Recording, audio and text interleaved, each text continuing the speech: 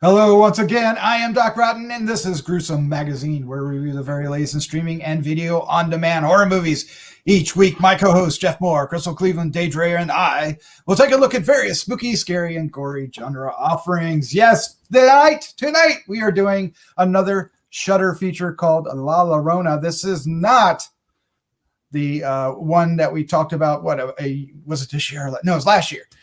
This is not related to The Conjuring and all that stuff. This is one from, who remembers? Well, we'll find out. Jayro Bustamante. Oh, okay, yeah. Guatemala and yeah. Mm-hmm. Yes, and it's their first horror film. So heading to Shudder, and we're going to talk about it here. But let's find out who the crew are. Starting off with Jeff Moore. Jeff, how you doing, sir? I'm doing good. I'm doing very good. Happy birthday to me. Happy birthday, Jeff! I can always tell when it's my birthday because I start seeing articles about the anniversary of the first atomic bomb. Oh, well, that's fun. That's a nice memory. Good times. Yeah. All right. Also joining us is the one and only Crystal Cleveland, the living dead girl. Crystal, how you doing? I'm great. It's interesting. I didn't know this was their first horror movie. I think the one that we did, the Diablo Rojo, wasn't that like Panama's first horror movie? Right. It's kind of interesting how people are starting to come to the horror side. Yeah, so you're hiding somebody behind your mic there. Oh, yeah. Oh, yeah. Oliver. He's like, why don't you want me on the show, Mommy? Oh, my God. He's so sweet. My little angel. Although he needs a bath. Stinky dog. All right. Well, let's get into this, and we'll talk about. Let me share what the film is all about, because when I hear La Llorona, I'm thinking of the film that we already saw and reviewed, but this is different. This is it's available August 6, 2020 from Shudder. It's starring María, Mercedes Coroy, Margarita Kenéfic, and I'm sorry, I'm going to butcher his name, Sabrina de la Hoz, and Julio Diaz. It's directed by Jayro Bustamante. How's that? Is that close? All right. Indignant retired General Enrique finally faces trial for a genocidal massacre of thousands of Mayans decades ago. As a horde of angry protesters threatens to invade their opulent home, the woman of the house, his haughty wife, conflicted daughter, and precocious granddaughter weigh their responsibility to shield the erratic, senile Enrique against the devastating truth being publicly revealed, and the increasing sense of a wrathful supernatural force is targeting them for his crimes. Meanwhile, much of the family's domestic staff flees, leaving a loyal housekeeper, Valeriana, until a mysterious young indigenous maid arrives. It sounds like a soap opera, and, well, this movie kind of feels like very much like a drama. Is it a horror film? Is going to be one of those discussions that Jeff hates to have, but this one's going to have it. How can you even ask that? See, to Jeff, it's like so horror. You didn't see the yard full of dead people? I did. Yeah, I did. Yeah. But that was an hour and some odd into it. We'll get into all that. Horror films have to have a time limit on when you. Okay. Yes, but let's get into it. Let's find out what our first impressions with. And Jeff, I'm going to put you next. So we're going to start out with Crystal Cleveland. Crystal, you're going to start with me. Oh, wow. What is your first impression of La Llorona? Okay. Oh, you decided to start with me. That's so sweet. You got to get down for this one, buddy. Okay, so here's the thing.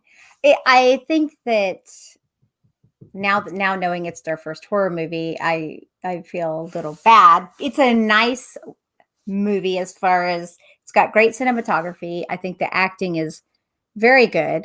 I think the story is very solid as well. However, there's definitely nothing in hyper life here. It's very simple, and I can't say that it's boring, because it's not really boring. I was intrigued in watching the entire time, but there were lots of dead space where people literally just stared and then were in anguish. And then just, yeah.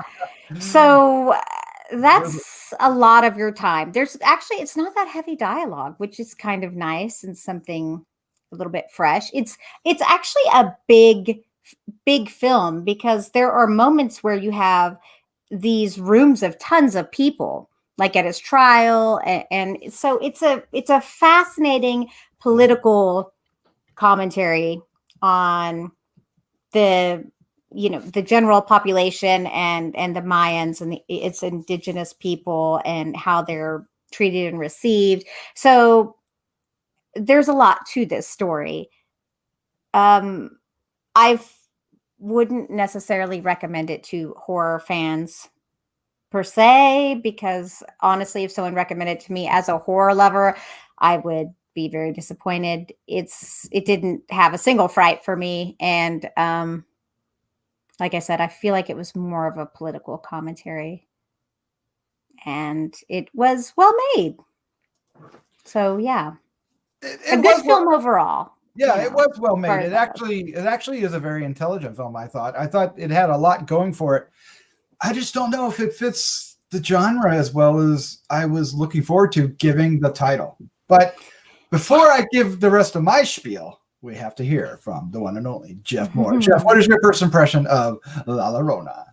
Well, of course, I like this. Of course. So what I liked about it, number one, the shot selection and the way the story was told, I liked, and I'll talk about a couple scenes here in a minute, but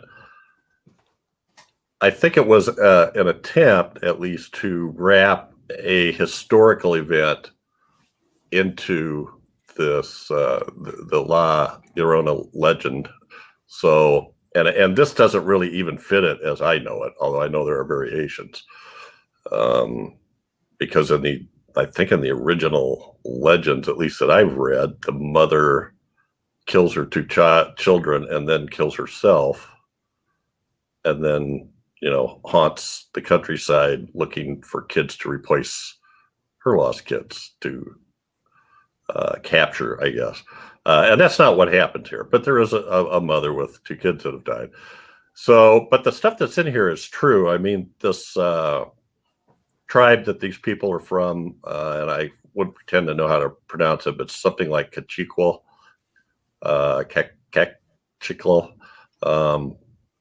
is a tribe that was decimated through what was known as the Silent Holocaust, like in early 80s. That was actually, probably not surprising, was the Guatemala government armed forces were supplied by the U.S. and trained by the U.S. in counterinsurgency techniques. But it was a huge deal, and hundreds of thousands of people were killed. So that's what they're trying to capture within this movie. The general being, the patriarch, I guess, being the person that orchestrated a lot of this. And it starts with a trial that he's in. So I don't know. I really liked it. I really liked how it kind of melded from that political story and rebellion to the legend of the La Llorona. So I don't know. I enjoyed it. I liked the acting. I liked the things that they did in the water. I really liked in the opening scene we see, and they hardly ever call each other their names, so I'm going to call her the matriarch, the woman married to the general.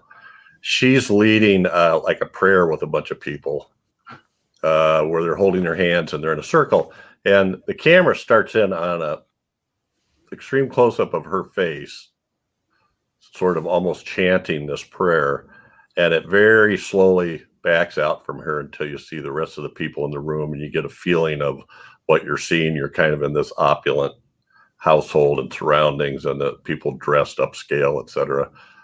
And then a couple scenes later, we have one of the tribeswomen from this Cachiquel tribe that is testifying. And we start that with an extreme close-up of her face. And it is an incredibly slow zoom out from her, almost imperceptible, to where you end up seeing this whole big room. And then later you see a shot of all the other women that have testified. And they all have this kind of purple veil. It's kind of a native dress with embroidery on it, which was captivating, at least for me. Yeah, it's a slow, if you want to call it a slow burn, but we're talking about spirits. We're talking about vengeance from the dead. Is it gory? Is there a lot of extreme? Is there any extreme violence? Is there any violence?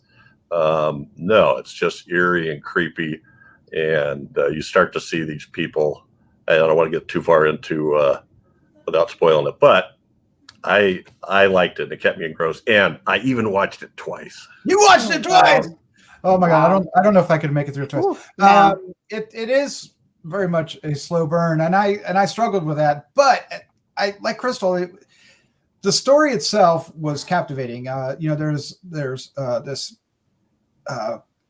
political. I guess it's political intrigue with with the general and what he had done, and there's also the family drama because he's kind of losing his own senses and stuff, and I guess he's falling victim to old age, and then his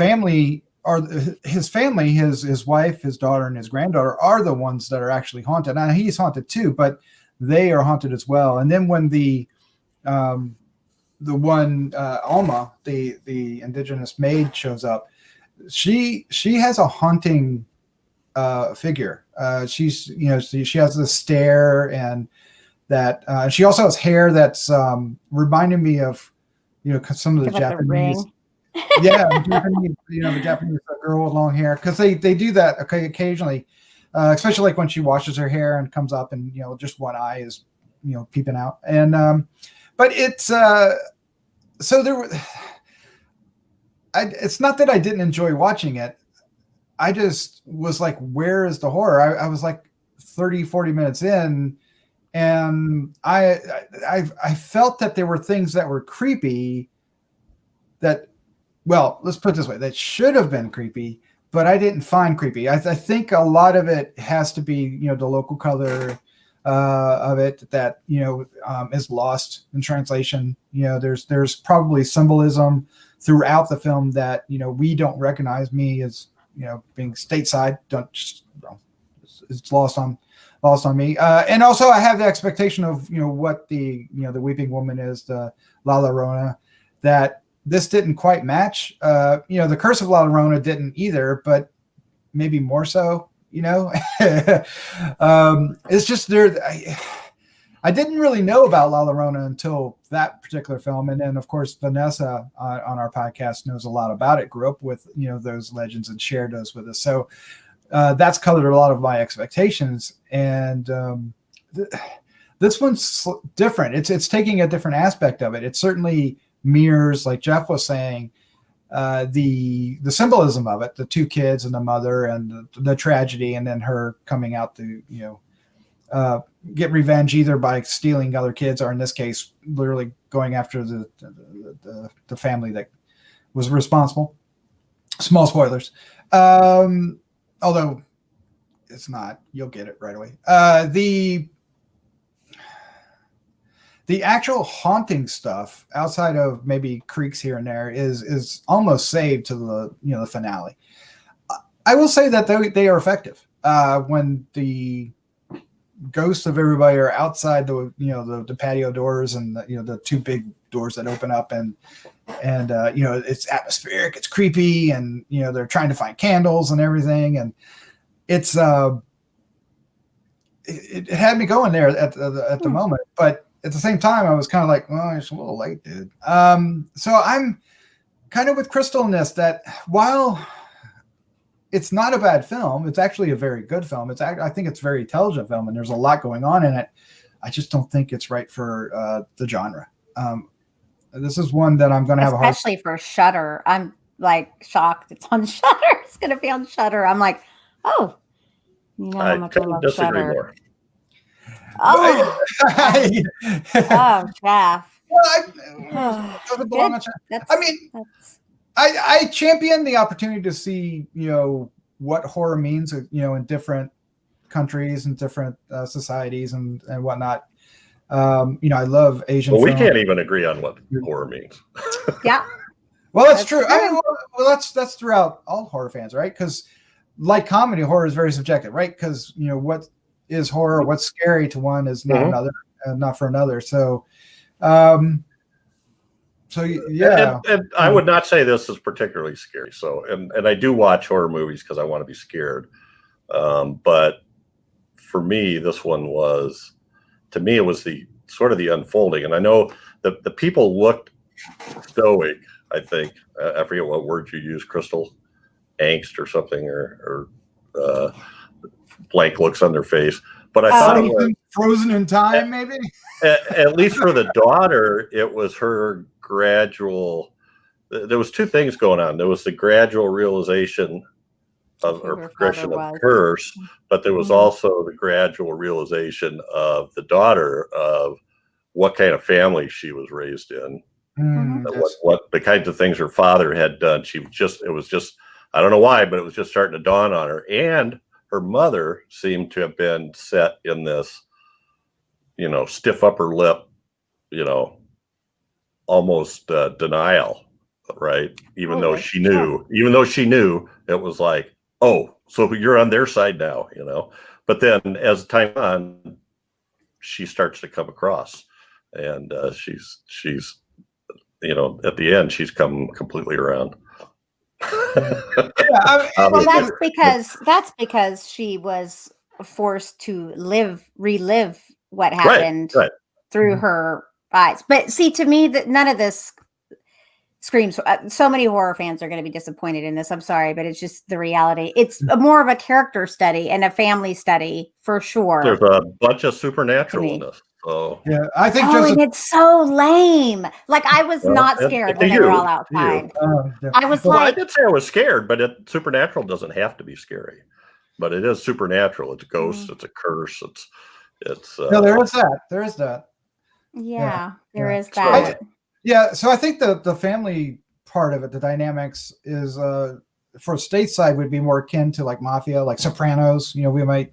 Well, you'd realize they're communists. Right. That's what it is. They're communists. So that too.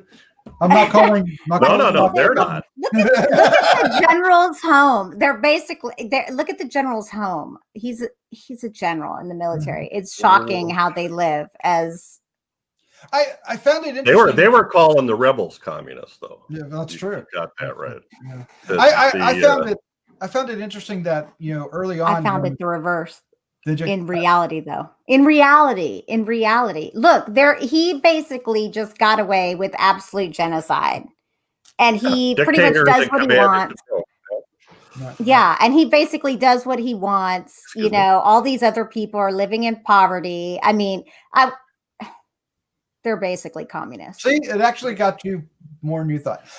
Politically, yes, but that's not, If the state owned everything as in communism, then the judge would have never found him guilty, even though they did overturn it. That's true. Sure. So anyway, I don't want to. They did overturn it, though. I don't know the politics. I'm not saying exactly, Jeff. I'm giving like look. I understand what actual communism is, and I realize it's not actual communism. It's not China. I get that. But if you look at the way these people are living, it's not that far off. It's insane. And it's insane that the ruling would have gotten overturned. In what country? That's insane. That's crazy. He was able to do whatever he wanted, and he got away with it. And the only way he was getting punished was by the ghosts. Yep. That's basically the story, people. Well, that's the morality of it, right? I mean, the actual haunting ended up. Well, he was basically in prison at the end anyway, because there was a large crowd of protesters outside his house, incessantly chanting and throwing stuff through the windows and stuff. Yep. And occasionally he would see the ghosts of the past hiding in the crowd. I like that. I like that. Yeah. Who was that guy? Who was that? It was just like one of the guys on the poster. I know it said, "Where is he?" on his poster, but I was like, "Who is that?" I don't even know. I didn't get it. It was just some random. I wish the posters were all people that have been missing or were part of the genocide. Right. That's what I took, and so it was just all these people were carrying a poster of somebody they knew or somebody that had died in the genocide that this general had facilitated or. Anyway, that's what I got. All right. Well, I think we should wrap this up. Let's give our final thoughts, our score, and our favorite scene for LLORONA, which is now playing on Shudder. Crystal, you're up first. I know. I'm like, okay, so I'm gonna give this a 2.5, and it honestly, as a film, it should probably get more, but since I'm going on a horror scale, I'm giving it a 2.5. And there's a couple scenes that I liked that were really creepy, but clearly the creepiest for me is the peeping Tom. Yuck. Gross. Oh, you mean when the you don't have to say anything more than that. Yep, you know what I'm talking about. Peeping Tom there. A little weird. But so was the reaction of the one being peeped. Was it though? Because she knows how he is. Yeah, but it was creepy. Ugh. It was creepy. All right. Anyway, yes. Jeff, you're up next. Your final thoughts, your score 1 to 5, and favorite scene. But sir, I'm going to put you in suspense because before you do, I forgot to Crystal. If you like what you're seeing, please subscribe below. You're the only one down there, Jeff. Yes. Yeah. Please subscribe below, Jeff, and hit the like button and hit the little bell so you can get notified. Leave some comments. We've been getting some really great comments on the previous posts, and we want to thank everyone for doing so. We love to hear them, love to read them, and it's fascinating to hear all the different thoughts. Some agree with us, some don't, and they are all welcome. Thank you. All right, Jeff, it's your turn, sir. Final thought, score, favorite scene, LLORONA. Well, I didn't read any reviews or interviews with the director, but the director is, well, obviously Guatemalan, and he had made another movie about this subject, about this mountain tribe as the subject. So I think that must be something that's, near and dear to him in some way. I just don't like labeling stuff, and this has supernatural stuff. There's ghosts, there's a curse. I have no problem calling it a horror film. If you're a gore hound, forget it. If you're looking for a lot of action, forget it. But I did think there was a lot of, I totally agree with Crystal. It was kind of or Doc, or maybe you both said this, there were several character studies going on in this that were very interesting.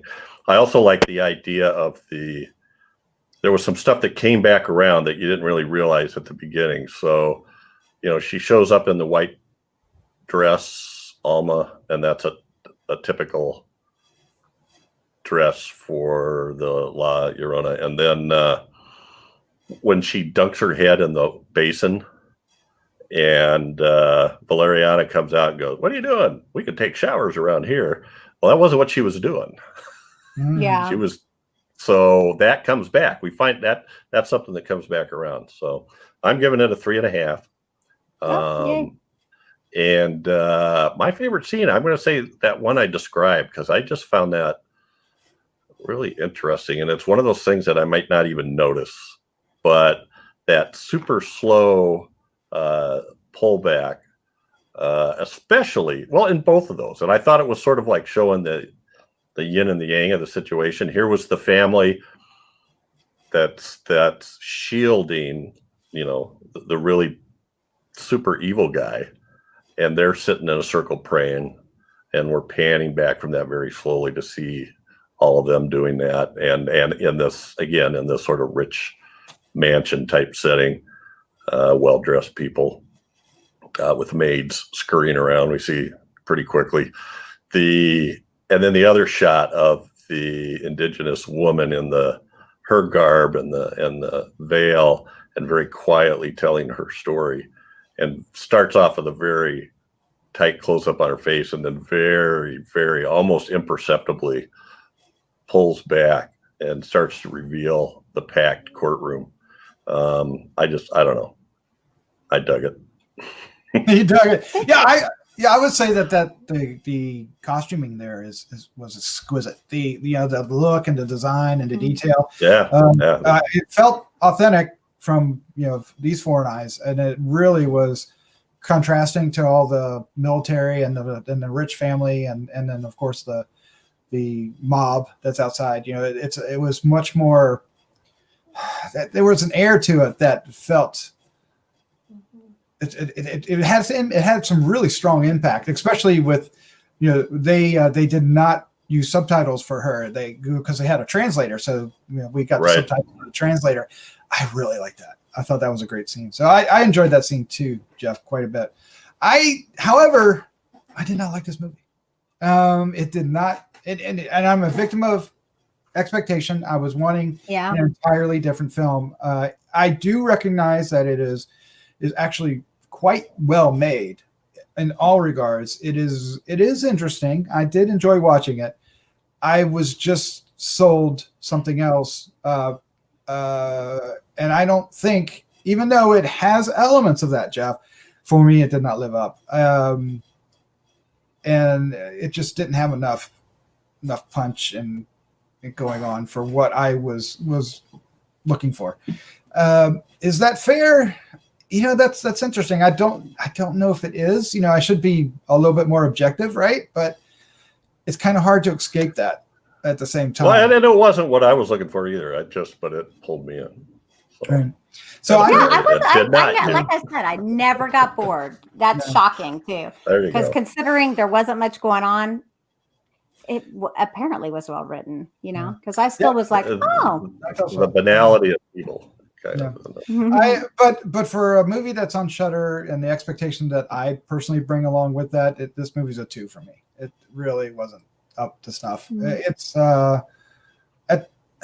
I would imagine the more steeped you're into the politics and the local color of Guatemala, the more this is going to interest you and in other stronger ways. Even probably in the horror too, because I think so much of it is so buried into culture up there that I was too thick-headed to see it. I'll admit so that's unfortunate. My favorite scene, I guess that's where I'd have to go. It's actually not even a horror scene, and I was going to mention it earlier. There's a scene early on when we were actually truly introduced to the general and all his subordinates, I guess. All the ones that he, his I don't even know what to call them, but they're all worried about the trial, and if he gets convicted, that they're next, right? And they're like, at our age, that's a death sentence, not a not a prison sentence; it's a death sentence. But I love that the one guy who was talking to him was telling him that you're going to wear a suit, you're going to have a a tie, not black, dark, but not black. Yeah, and you're going to have your chin high. You're not going to look down. And I love the implications of everything that they're saying. And then of course he chimes in when the one guy talks and calls him weak. And it just it was an interesting to see that position to it. If I want to pick a horror scene, there's a scene. The pool plays a big part toward the end. And our LLORONA character, Alma, is in the pool and comes, slowly up out of the water up to about her chest, right about here, right? And it just was really well done and creepy and with that hair. Yeah, the hair and everything. So yeah, I mean, she's a striking figure in that respect, right? She was just her stance, her facial expression. She was definitely creepy. Definitely creepy. All right, well, there's our review for LLORONA, which is now playing on Shudder. So if you're interested, check it out and let us know. Is Jeff? Do we need to listen to Jeff more? No. We need to listen to Jeff more. Oh, no. That's why. You're in trouble, man. We always know, some things Jeff's going to like. And then Viva la difference. A lot of times I agree with them, but then when I don't, I'm like, no. Yeah. I got no problem with what you guys were saying. I just disagree.